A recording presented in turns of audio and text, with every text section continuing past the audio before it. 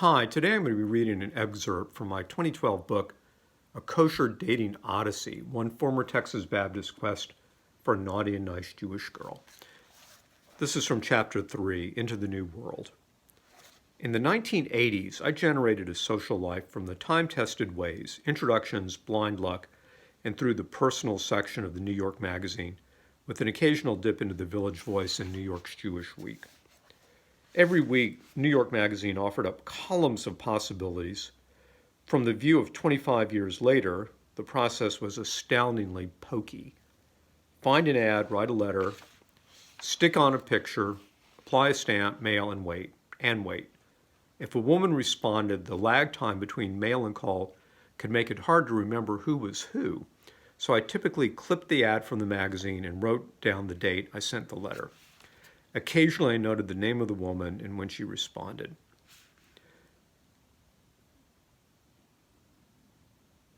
Until about a decade ago, in fact, this is talking about the 1990s, the technology of romance had changed little since Babylonian singles exchanged cuneiform calling cards at village wells.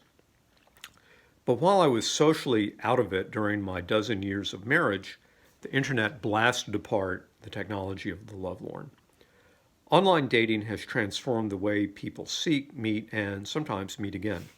It exploded opportunities for browsing and contact, driving curious hearts across multiple time zones in the search for what Hannah, a woman I knew from Latin America, called the media naranja, a Spanish colloquialism for your better half or significant other. Well, the traditions of my youth were still appealing. In early 2003, I responded to a personal ad in the Jewish Forward newspaper. Most of the personal ads were geriatric, but one woman in her early 40s, Russian, sounded worth a letter. And as a writer, I can do nothing if not crank out an attention-grabbing letter. I summoned up my rusty ad response skills after a 15-year hiatus and sent a note to the woman. A few days later, the phone rang. The Russian, let's call her Nadezhda, that's the Russian word for hope, which she indeed represented at that time of my life, was calling. My letter worked. She had a very heavy accent, but the talk went well, and I got her phone number. I asked her to meet, and she agreed. We worked out the details to get together a few days later on 5th Avenue and 49th Street after work. I remembered my excitement at my first real date after the separation and how my teeth chattered. Actually, the dental clicking was a combination of nerves and the bone-snapping cold of the night we met. The temperature must have been in the teens as I scurried out of my office at an accounting firm on 3rd Avenue around 6:30, dressed in a suit. We had no plans for what to do, where to go. Nadezhda worked in a financial position with a state agency, so that gave us some occupational overlap. I waited on 5th Avenue at the appointed meeting spot, bouncing from foot to foot to keep the frostbite surely affecting my extremities from spreading. Van, I heard, and turned. I had not seen a picture of Nadezhda, but she knew what I looked like. I saw a well-dressed woman. She reminded me of the Jewish version of the Icelandic singer Björk.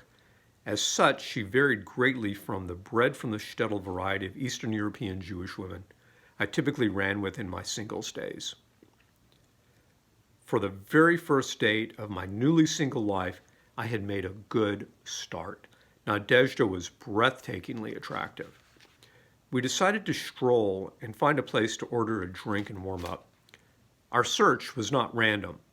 She made a beeline north to the St. Regis Hotel.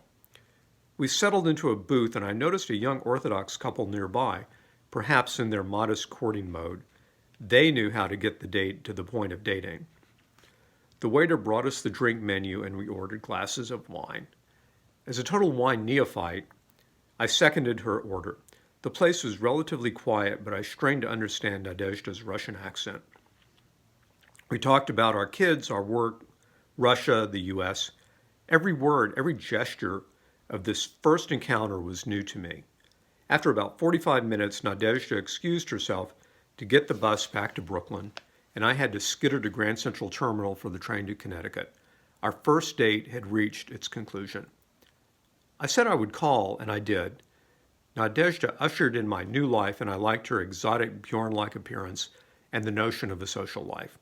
I called, I emailed, and I never heard anything back from her. I never responded to a print media ad again. The first date of my new life marked the last date generated by my old approach of responding to paper personal ads. Within a month, I joined an online dating site.